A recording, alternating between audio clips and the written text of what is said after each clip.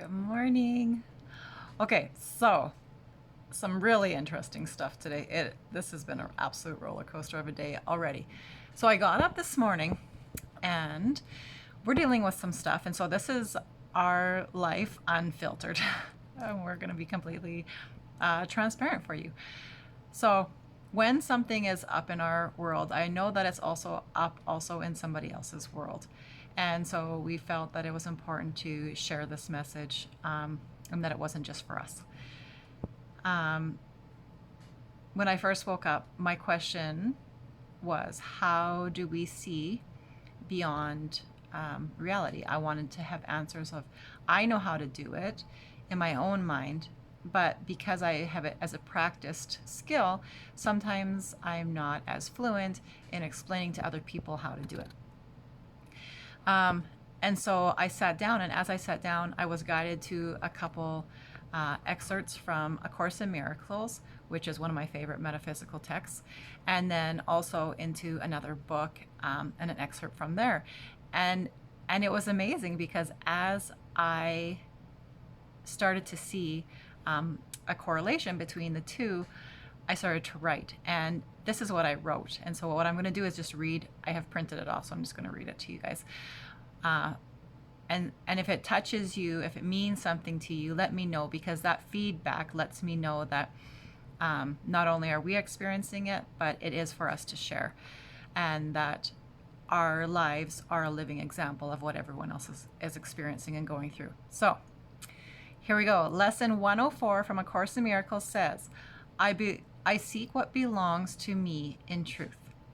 Seeing beyond the reality requires first noticing the reflection. It's like a one-way window where we want to see past it, but all we can see is a reflection of ourselves. How do we melt that reflective foil coating, and why is it there anyways? So we're on our way to deal with court today, to deal with a charge that my fiance is falsely being accused of by his ex. Again, let's use this as the example. There's not even a speck of truth in what she is claiming in her statement, nor in what the children have been manipulated by their mother again to accuse their dad of after their month-long visit that we had this summer. I was present. I was a witness.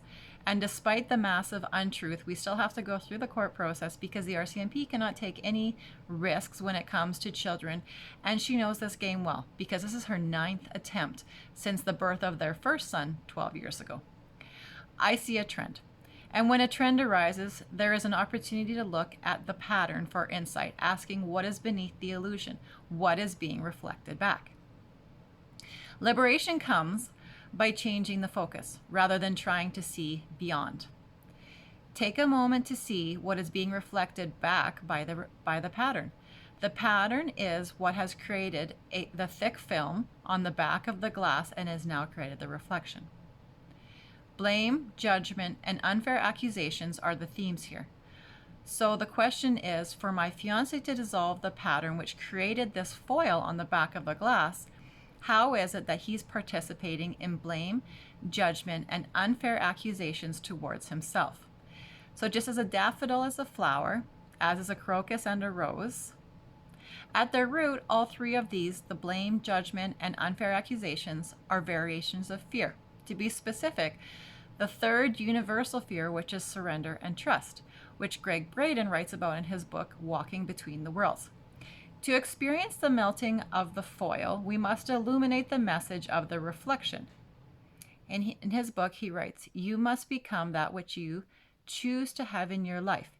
You must become the trust in your life. You must become your worth and feel union to experience worth and heal separation in your life.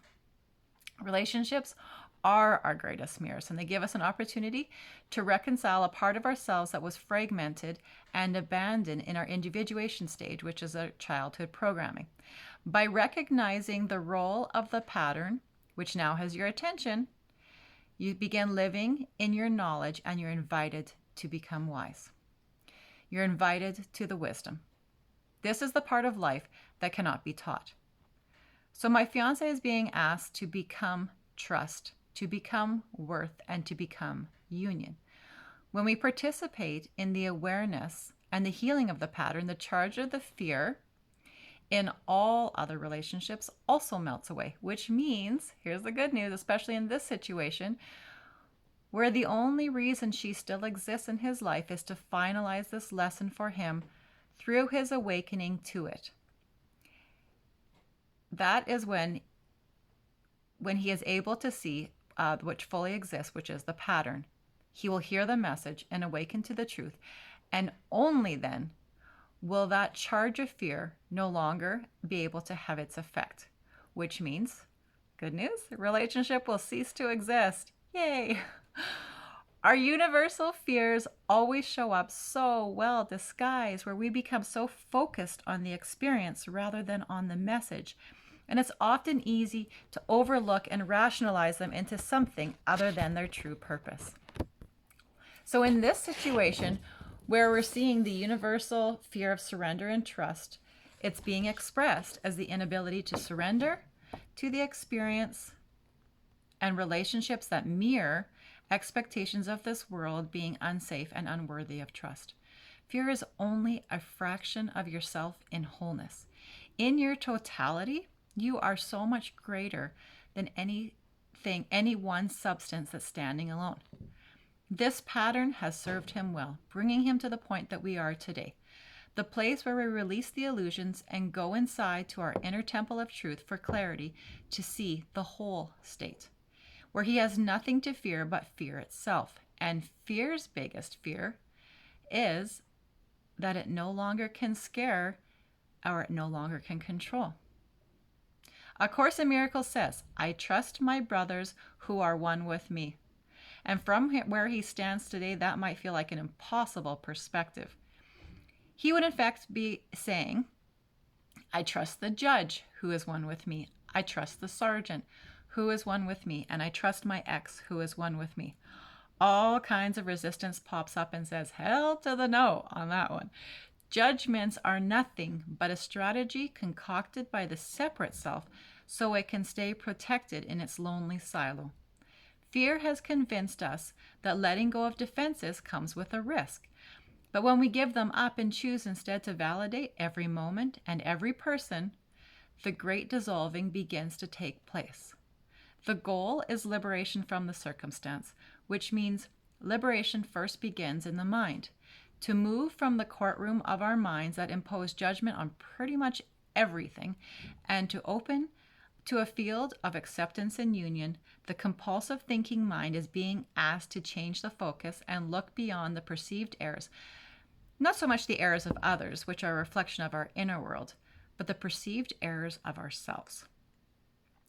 To gain sight which sees beyond, we must first notice what is being reflected back to us. No longer can we confuse reality with the racing thoughts in our heads. We choose to look beyond the screen of the misconstrued conceptions that blame others as the source of our pain and claim the lesson in A Course in Miracles from days 169 and 170, which are grace I live, by grace I am released, and only good can come to me.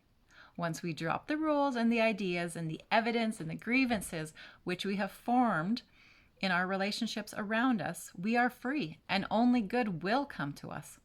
So today, as we go into the physical courtroom, assuredly there will also be a courtroom in the mind where blame and judgment may voice their prosecution.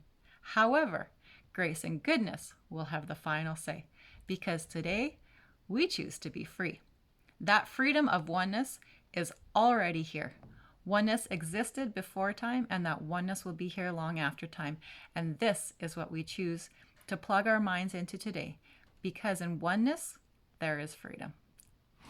So, you probably have to listen to that message a couple times because it was channeled and it's pretty deep, but it's got an impeccable message. So, if you feel that you're in a situation that just keeps repeating itself ad nauseum and you just can't escape it, listen to that message, internalize it, rewrite it in your own words if you need to, or rewrite it for you as if it's a message for you. Because when we receive messages, they are not just for us. They really are for the collective. And there is a liberation and a freedom that comes from seeing how others are a reflection of the judgments that we have on ourselves and the way that we treat ourselves. So this is something that he's been dealing with for a while. The lesson, as far as that goes, it's been decades with because I have an intimate awareness of his past. And so today he declared that the lesson has been learned, and he's following it up with thank you. So he's written that on his hand. The lesson has been learned. Thank you.